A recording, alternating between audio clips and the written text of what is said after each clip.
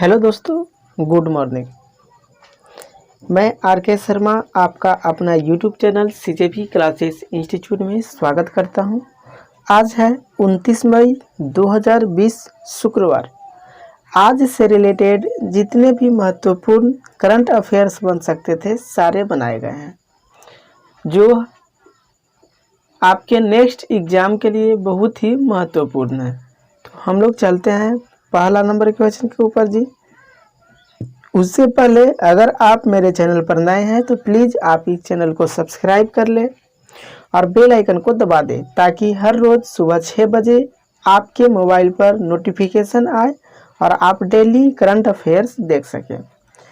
तो हम लोग चलते हैं फर्स्ट नंबर क्वेश्चन के ऊपर जी। हम लोगों का पहला नंबर क्वेश्चन है, ट्रैवल पोर्टल izmytrip.com के मुताबिक इंडिगो और किस एयरलाइन ने हवाई यात्रा टिकटों का रिफंड देना शुरू कर दिया है? इसका option A Kingfisher, B Air Asia India, C Indian Airlines, D इनमें से कोई नहीं। तो इसका सही आंसर है एयर एशिया इंडिया, यानी कि ऑप्शन बी। ठीक है, इसका सही आंसर है option B Air Asia India.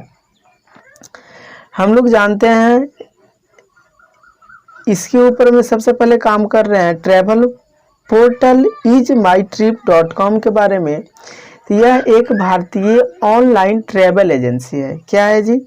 एक भारतीय ऑनलाइन ट्रैवल एजेंसी है। ठीक है ना, क्या है? एजेंसी है, ट्रैवल एजेंसी है, जिसके पास बाजार एक बड़ा हिस्सा है, जिसमें भारत में हर बार घरेलू उड़ानों में से एक उड़ान की बुकिंग इसके माध्यम से की जाती है। इतना बड़ा ये वेबसाइट है कि इसके थ्रू हर बार घरेलू उड़ानों में से एक उड़ान की बुकिंग यहाँ से की जाती है। MakeMyTrip.com अपने ग्राहकों को अंतर्राष्ट्रीय एवं घरेलू एयरलाइन टिकटें, भारतीय रेल टिकटें, लाइन टिकटें, घरेलू बस टिकटें इत्यादि सेवाएं उपलब्ध कराता है। ये क्या क्या कराता है? इसके बाद सारी चीज़ की व्यवस्था है।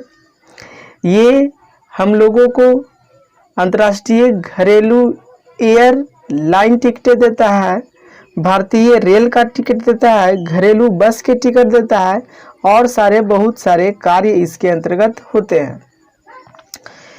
तो ये था। अब हम लोग चलते हैं सेकेंड नंबर पॉइंट के ऊपर जी। हम लोगों का सेकेंड नंबर पॉइंट है एयर। हम लोगों का जो इसका है, अभी जो ऑप्शन पढ़े थे उसका एयर एशिया इंडिया, इसके बारे में जानेंगे। तो ये क्या है? एयर एशिया इंडिया भारतीय मलेशियन कम कीमत के प्रस्तावित ग्राहक सेवा है। ठीक है, कम कीमत पर प्रभावित ग्राहक सेवा है। ठीक है, ग्राहक सेवा है। यह एयर एशिया की सहायक सेवा है। ठीक है, जो एयर एशिया है तो एयर एशिया के इस सहायक सेवा है। ठीक है, कैसा सेवा है जी? तो ये सहायक सेवा है। ठीक ना, सहायक सेवा है। अब हम लोग नेक्स्ट बात करते हैं, जो कि एशिया की सबसे बड़ी कम किराए वाली सेवा है। इसमें इतना कम किराया लगता है कि ये कम किराए वाली है। ठीक है ना, इसमें किराया कम लगता है, जिसके कारण ये कम किराए वाली सबसे कम किराए वाली एजेंसी है। ठीक है, अब हम लोग नेक्स्ट पॉइंट के ऊपर चलते हैं। तो पहले इसी का है पॉइंट, जो एयर एशिया इंडिया के बारे में जानते हैं। एयर इंडिया पहली ऐसा विदेशी एयरलाइन है। कैसी एयरलाइन है? तो विदेशी ऐसी एयरलाइन है जिसकी सहायक सेवा भारत में है। ठीक है ना, ये पहला ऐसा विदेशी एयरलाइन है जिसकी सहायक सेवा भारत में भी है, जिसकी सहायक सेवा इंडिया में भी है। ठीक है, अब हम लोग बात करते हैं नेक्स्ट पॉइंट, यानी कि पॉइंट नंबर इसका किंग फिशर के बारे में जानते हैं थोड़ा जी। किंग फिशर क्या है? तो किंग फिशर एक एयरलाइंस है। ठीक है, भारत में विमानन क्षेत्र, कहाँ का? भारत। ठीक है, भारत में विमानन क्षेत्र के उपलब्ध कराती है। भारत में क्या कराती है? तो भारत में ये विमानन सेवा उपलब्ध कराती है। किंगफिशर एयरलाइंस के मालिक श्री विजय मल्ला। ठीक है, किंगफिशर के मालिक की बात किया जाए तो इनके मालिक जो हैं वो हैं विजय मल्ला। कौन है जी? तो इनके मालिक हैं विजय मल्ला। ठीक है, विजय मल्ला किंगफिशर एयरलाइंस के मालिक हैं। किंगफिशर मूलतः शराब बनाने वाली कंपनी है। ठीक है, ये मेन रूप से किस चीज की कंपनी है? तो ये मेन रूप से शराब बनाने का काम करती है। ये जो किंगफिशर कंपनी है वो मेन रूप से शराब बनाने का काम करती है। अब हम लोग जो नेक्स्ट पॉइंट है, पॉइंट नंबर 3, इसको देखते हैं। इंडियन एयरलाइंस के बारे में जानते हैं। ठीक है, तो इंडियन एयरलाइंस भारत के सर्वाधिक क्षेत्र की एक विमान सेवा कंपनी है। ठीक है, ये सबसे बड़ा क्षेत्र की एक विमान सेवा कंपनी है। इसकी उड़ानें आईसी के नाम से जानी जाती है। इसके उड़ान को किस नाम से जाना जाता है? तो इसकी उड़ान को आईसी के नाम से जानते हैं। स्थापना कब हुआ है? तो इसकी स्थापना 15 जून, इसकी स्थापना 15 जून 1953 को हुआ। ठीक है, इसकी स्थापना कब हुआ? 15 जून 1953 को हुआ।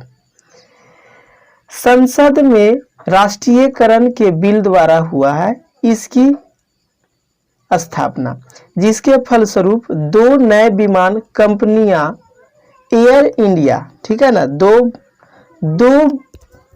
बड़ी कंपनियां एयर इंडिया और इंडियन एयरलाइंस का जन्म हुआ।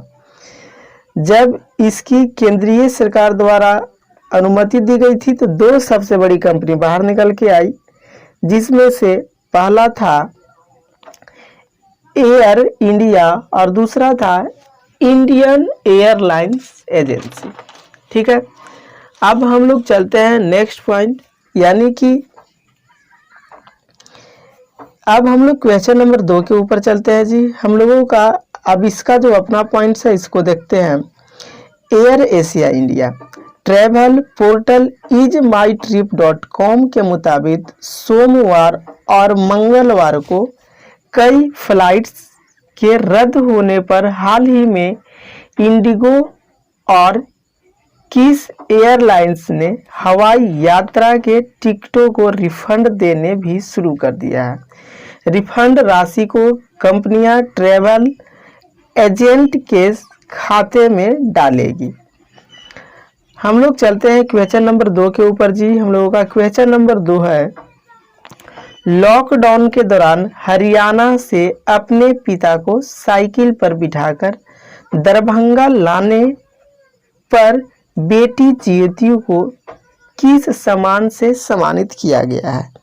ऑप्शन ए मैथिली वीरांगना, बी मैथिल बेटी, सी आदर्श वीरांगना और डी मैथिल ज्योति। तो इसका सही आंसर है ऑप्शन ए, यानी कि मैथिल वीरांगना।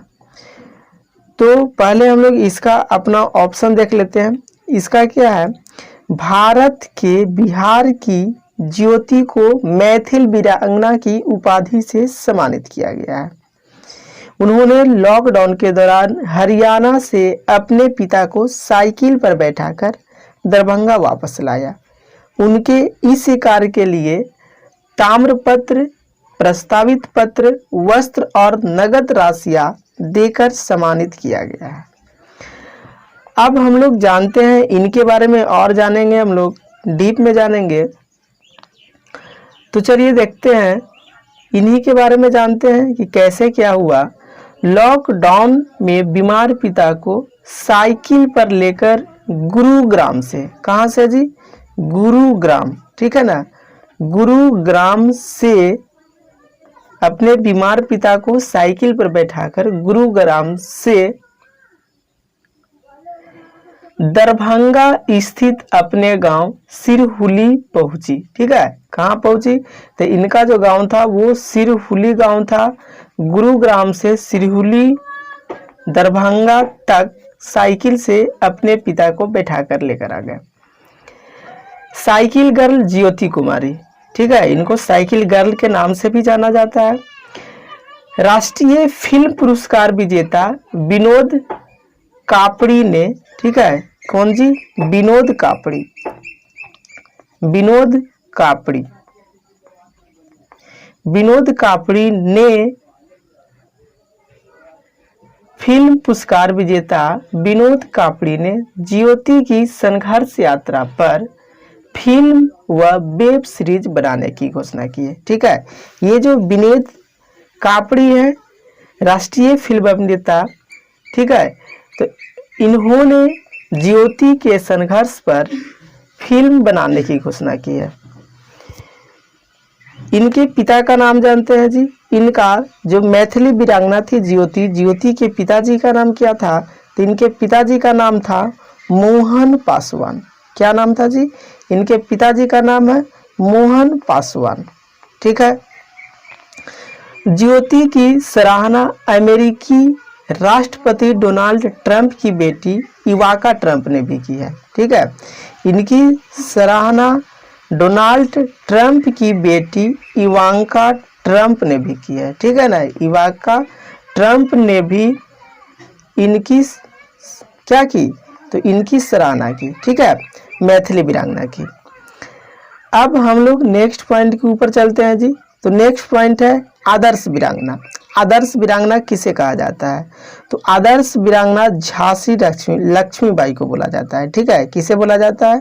तो झांसी लक्ष्मीबाई को आदर्श, झांसी लक्ष्मीबाई को आदर्श वीरांगना के नाम से जाना जाता है। ठीक है, जो झांसी लक्ष्मीबाई थी उसको किस नाम से जाना जाता है?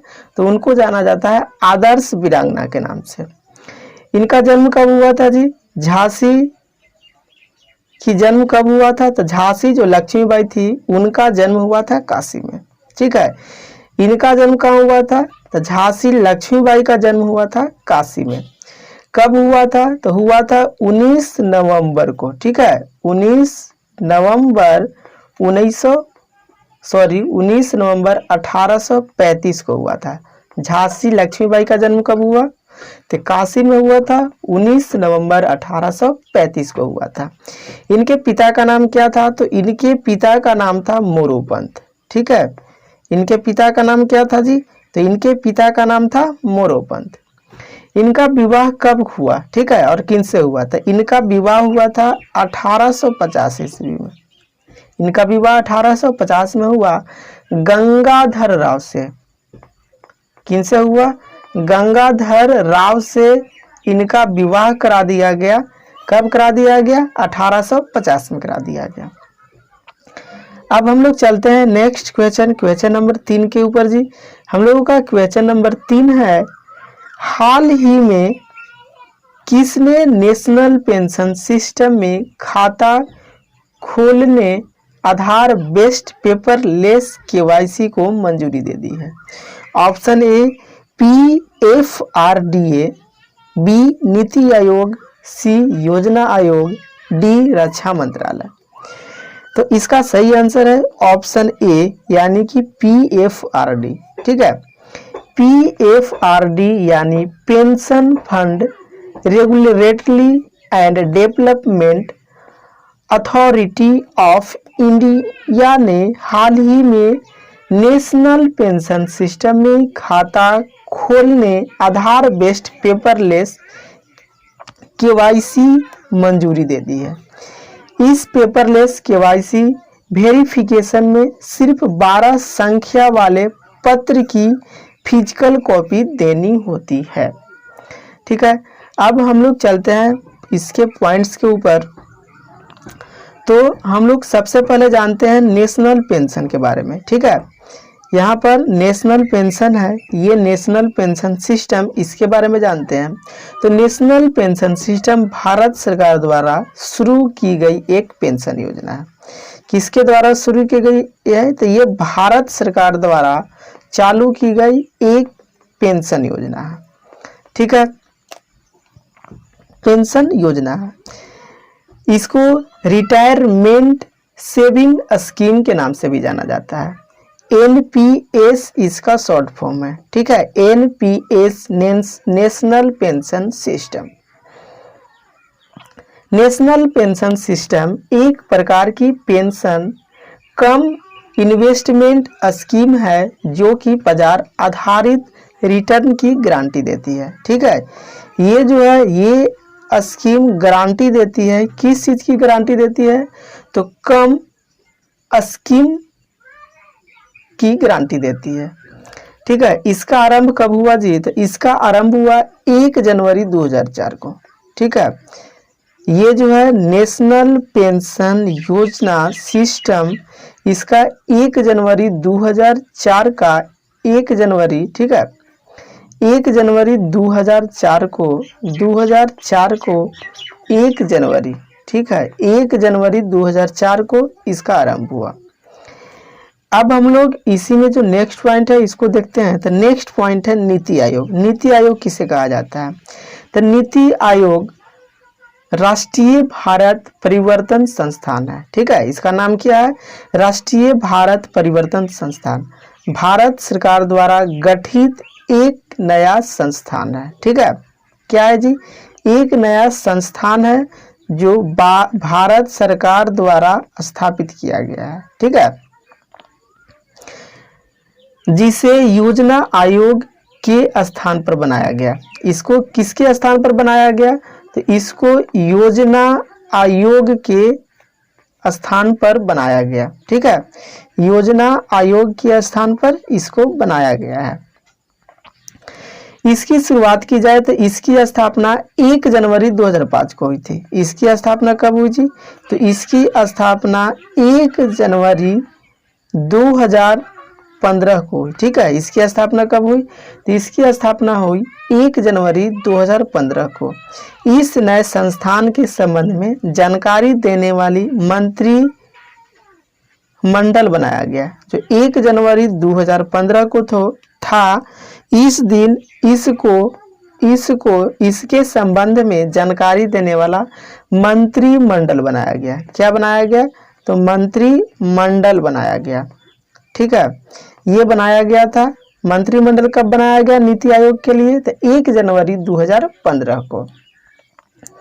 अब हम लोग नेक्स्ट जो पॉइंट है इसका योजना आयोग। योजना आयोग है क्या, इसके बारे में जानेंगे। ठीक है, तो भारत सरकार की एक संस्था है। ये क्या है? भारत सरकार की एक संस्था है जिसका प्रमुख कार्य पंचवर्षीय योजना को बनाए रखना है।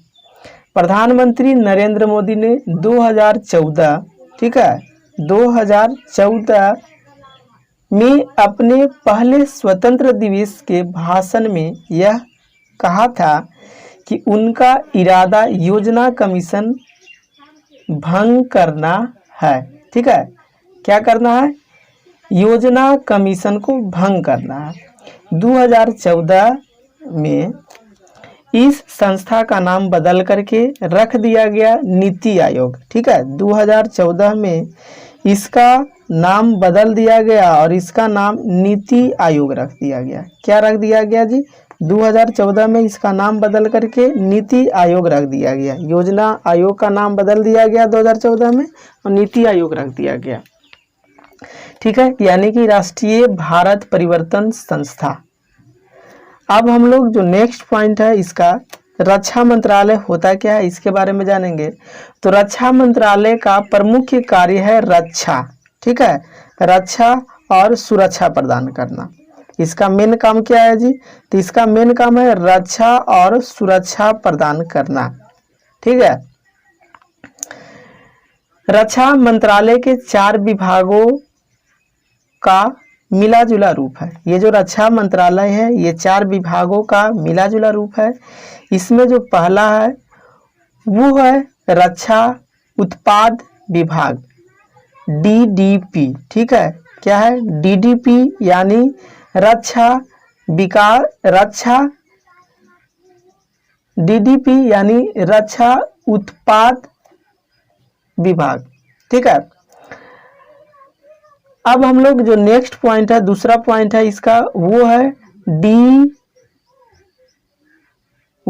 डीडीपी। ठीक है, अभी तो हम लोग डीडीपी पढ़ लिए कि रक्षा उत्पादक विभाग डीडीपी है। दूसरा जो है वो है डीओडी यानी कि रक्षा विभाग। ठीक है, और जो तीसरा है वो तीसरा है रक्षा अनुसंधान एवं विकास विभाग, DDR एंड डी। ठीक है, DDR एंड डी। और जो चौथा है वो है पूर्व सैनिकों के कल्याण और वित्त प्रभाव के विभाग शामिल। ठीक है, ये है इसमें। तो ये था हमारा 3rd नंबर का पूरा विवरण। अब हम लोग चलते हैं 4 नंबर के क्वेश्चन के ऊपर। जी, हम लोगों का 4 नंबर क्वेश्चन है, इनमें से किसने नई गाइडलाइन जारी करते हुए चक्रवाती तूफान अम्फान में नुकसान होने वाले पॉलिसी धारकों के लिए दिशा निर्देश जारी की? ऑप्शन ए LIC, बी इरका, सी केंद्र सरकार, डी नीति आयोग। तो इसका सही आंसर है इरका। ठीक है, इसका सही आंसर है इरका यानी कि ऑप्शन बी। भारतीय बीमा विकास व नियामक प्राधिकरण इरका ने चक्रवाती तूफान अम्फान में नुकसान होने वाले पॉलिसी धारकों के लिए दिशा निर्देश जारी किए हैं, जिसके मुताबिक पश्चिम बंगाल और ओडिशा में तूफान अम्फान से नुकसान होने वाले पॉलिसी धारकों को जल्द से जल्द क्लेम दिया जा सके। ठीक है, अब हम लोग इसका जो पॉइंट है, इसके पॉइंट पर जानते हैं। सबसे पहले हम लोग बात करते हैं LIC के बारे में। ये LIC है क्या? तो LIC है भारतीय जीवन बीमा निगम। ठीक है, इसको इसीलिए शॉर्ट फॉर्म में LIC बोला जाता है, भारतीय जीवन बीमा निगम। ठीक है, भारत की सबसे बड़ी जीवन बीमा कंपनी है। ये क्या है? तो भारत की सबसे बड़ी जीवन बीमा कंपनी है। क्या है? तो जीवन बीमा कंपनी है, भारत की सबसे बड़ी। देश की सबसे बड़ी निवेशक कंपनी भी है। ये देश में सबसे ज़्यादा निवेश करती है, इसलिए ये देश की सबसे बड़ी निवेशक कंपनी भी है। यह पूरी तरह भारत सरकार के स्वामित्व में है। ठीक है, ये भारत सरकार के अधीन है, भारत सरकार के स्वामित्व में है। हम लोग बात करते हैं इसकी स्थापना की। तो LIC की स्थापना कब हुई थी? LIC की स्थापना हुई थी, वो हुई थी LIC की जो स्थापना हुई थी वो हुई थी 1 सितंबर 1956 को। ठीक है, भारत के इस LIC की स्थापना कब हुई थी? तो LIC की स्थापना हुई थी 1 सितंबर 1956 को। इसके अध्यक्ष कौन है जी? तो इसके अध्यक्ष है MR कुमार। ठीक है, इसके अध्यक्ष कौन है? तो इसके अध्यक्ष है MR कुमार। इसका मुख्यालय कहाँ है? LIC का मुख्यालय भारत के वित्तीय राजधानी मुंबई में है। इसका कहाँ है जी? इसका मुख्यालय कहाँ है? तो इसका मुख्यालय भारत का वित्तीय राजधानी मुंबई में है।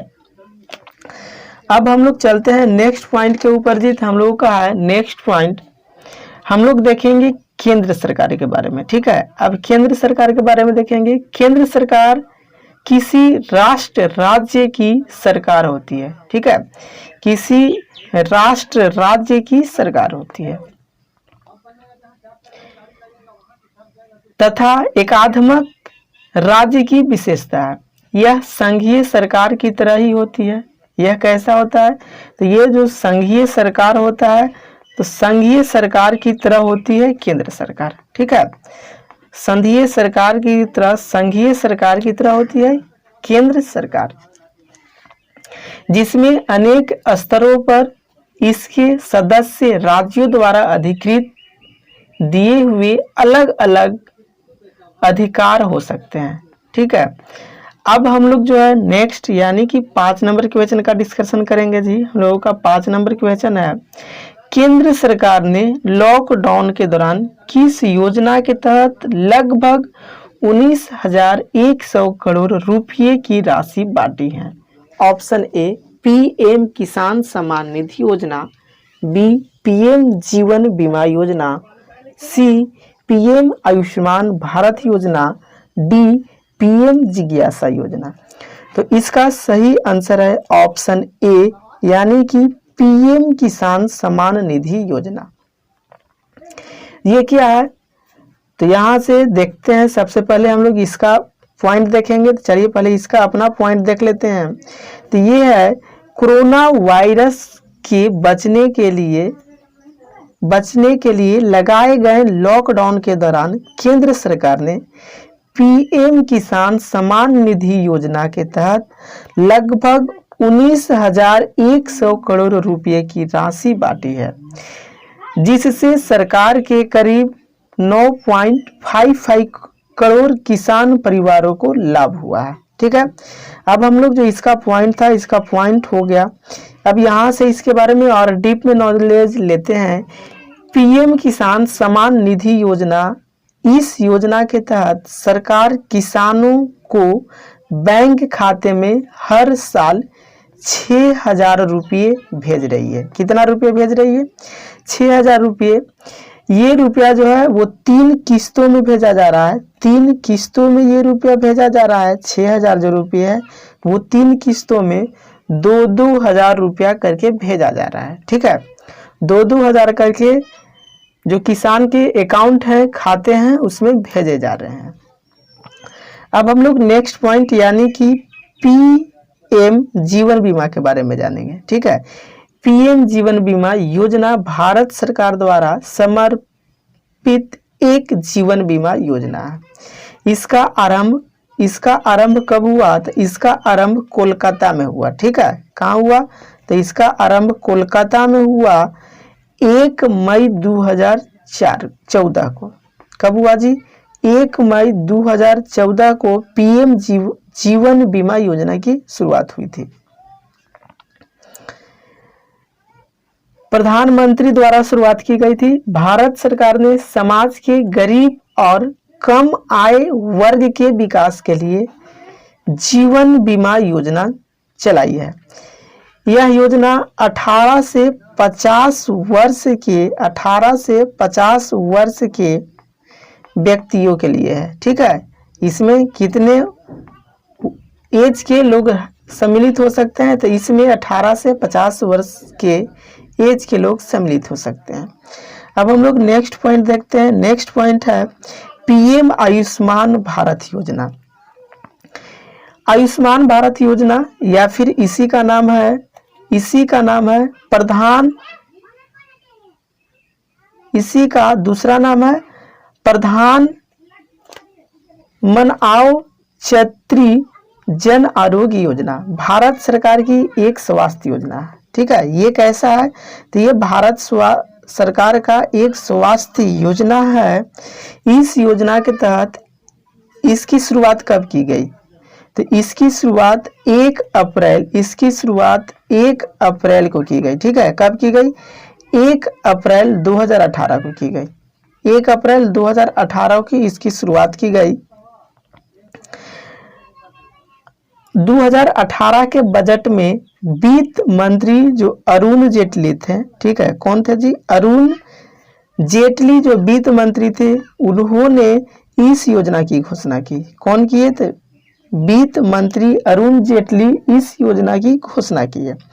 इस योजना का उद्देश्य आर्थिक रूप से कमजोर लोगों यानी कि जो बीपीएल लोग हैं, ठीक है, बीपीएल धारक लोग हैं, उनको स्वास्थ्य मुहैया कराना था। इसके अंतर्गत प्रत्येक परिवार को 5 लाख रुपये तक की फ्री में इलाज की जा रही है। ठीक है, अब हम लोग नेक्स्ट पॉइंट है इसके ऊपर देखते हैं। तो अब हम लोग चलते हैं क्वेश्चन नंबर 6 के ऊपर जी। हम लोगों का क्वेश्चन नंबर 6 है। उससे पहले हम लोग देखेंगे कि हम लोगों का महत्वपूर्ण जीके जीएस की स्पेशल क्लास चल रही है, वहां से आप महत्वपूर्ण जीके जीएस की क्लास कर सकते हैं। इसके साथ ही एसएससी ऑल एग्जाम के लिए प्रैक्टिस सीरीज चलाए जा रहे हैं। 5000 क्वेश्चनों का प्रैक्टिस सेट है, वहां से आप प्रैक्टिस सेट कर सकते हैं। आपके नेक्स्ट एग्जाम के लिए बहुत ही महत्वपूर्ण होंगे और इसका फुल डिस्कशन हो रहा है, ठीक है। आपको इसका डिस्कशन डीप में मिलेगा। तो अब हम लोग यहाँ से नेक्स्ट पॉइंट अब थोड़ा सा और आगे जाते हैं। अगर आप ट्रिगोनोमेट्री एडवांस का एसएससी बैंकिंग रेलवे इत्यादि का करना चाहते हैं तो इसका भी पार्ट 1 स्टार्ट हो गया है। यहाँ से आप मैथ्स की क्लास कर सकते हैं और आप इस चैनल को यूट्यूब पर देख सकते हैं। टेलीग्राम लिंक जो है इसका उसको आप फॉलो करें, व्हाट्सएप ग्रुप इसका है उसको ज्वाइन करें, फेसबुक पर इसका पेज और ग्रुप दोनों को ज्वाइन कर ले ताकि आपको सहूलियत हो। और किसी भी तरह की आपको कोई दिक्कत हो तो इसका हेल्पलाइन नंबर दिया हुआ है, तो आप वहां से कांटेक्ट कर सकते हैं। तो अब हम लोग चलते हैं नेक्स्ट जो 6 नंबर है, 6 नंबर की ओर चलते हैं जी। चलिए, हाल ही में किस वर्ष जन्मे मशहूर अभिनेता और कॉमेडियन मोहित बघेल का निधन हो गया, ठीक है। तो इसका ऑप्शन है 1993, बी 1982, सी 1973, डी 1963। तो इसका सही आंसर है ऑप्शन ए यानी कि 1993। हाल ही में वर्ष 1993 में मशहूर अभिनेता और कॉमेडियन मोहित बघेल का निधन हो गया।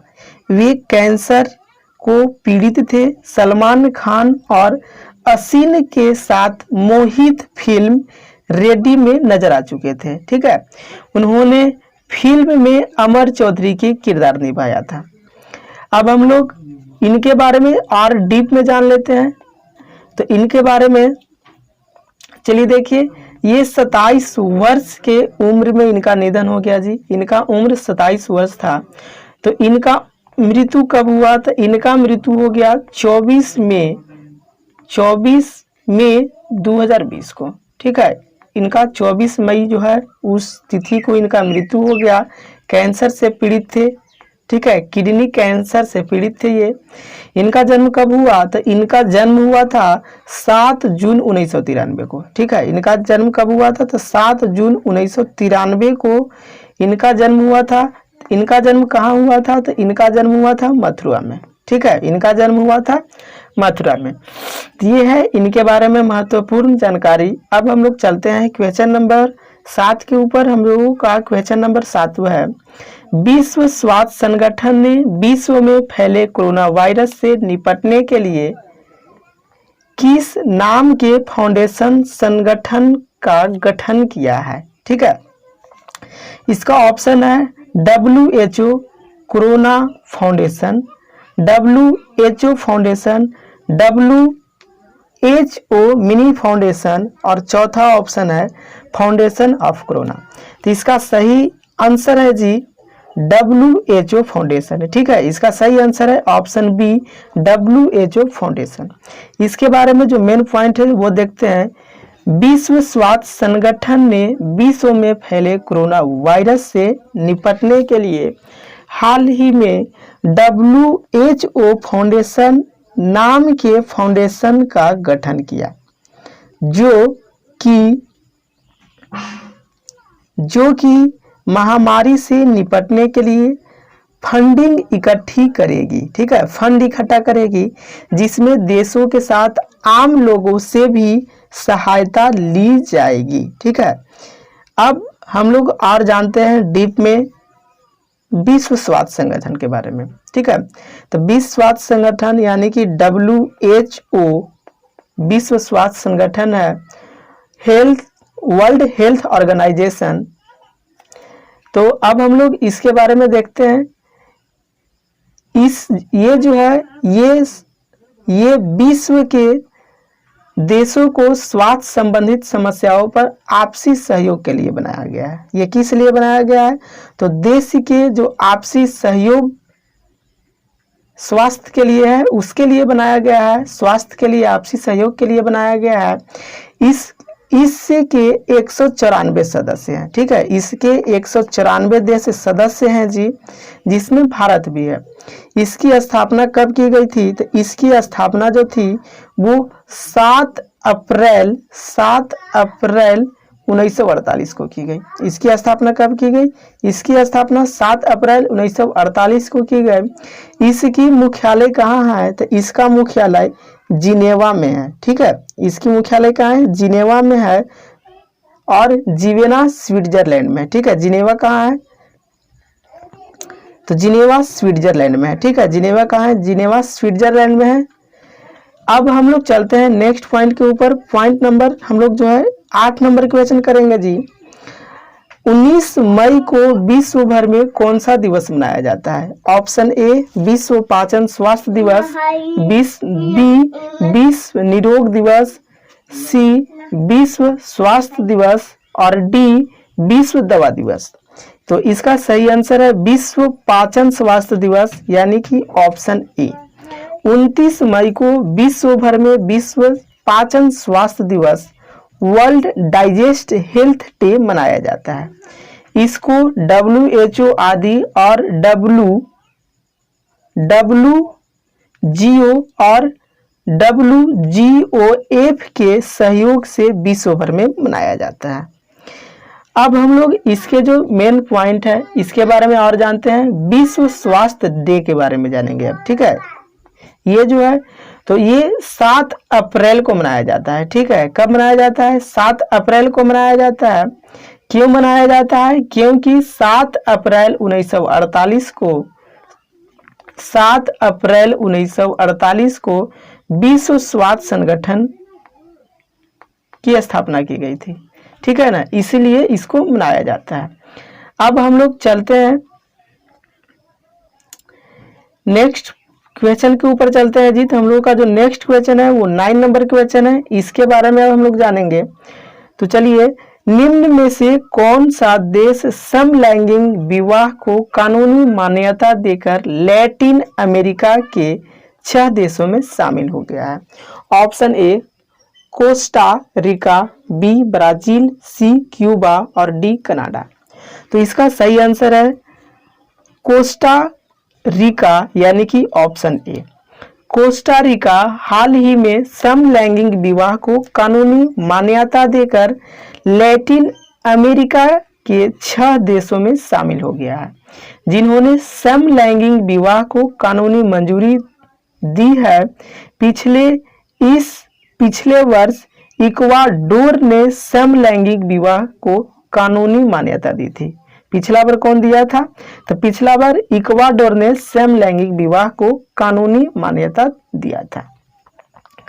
अब हम लोग चलते हैं 10 नंबर क्वेश्चन के ऊपर जी। हम लोगों का 10 नंबर क्वेश्चन है, भारत और किस देश के बीच हाल ही में आर्टिफिशियल इंटेलिजेंस में माध्यम से कोविड-19 के निदान के लिए संयुक्त अनुसंधान और विकास पर चर्चा हुई है?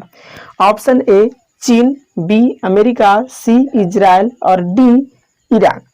तो इसका सही आंसर है इजराइल, यानी कि ऑप्शन सी।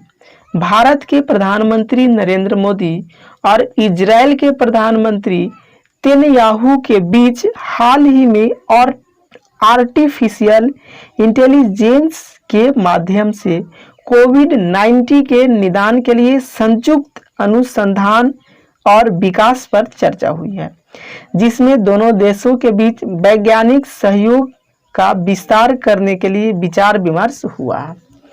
तो ये था आज के लिए हमारा करंट अफेयर्स। अब हम लोग मिलते हैं नेक्स्ट कल के वीडियो में। तब तक आप इस वीडियो को ज़्यादा से ज़्यादा दोस्तों के पास शेयर कीजिए, ज़्यादा से ज़्यादा स्टडी ग्रुप में शेयर कीजिए, ताकि सभी स्टूडेंट्स को इस करंट अफेयर्स का फायदा हो सके और सभी लोग डीप में जानकारी ले सकें। तो दोस्तों आज के लिए इतना ही। तब तक आप इस वीडियो को ज़्यादा से ज़्यादा शेयर करें, सब्सक्राइब करें और लाइक करें। धन्यवाद।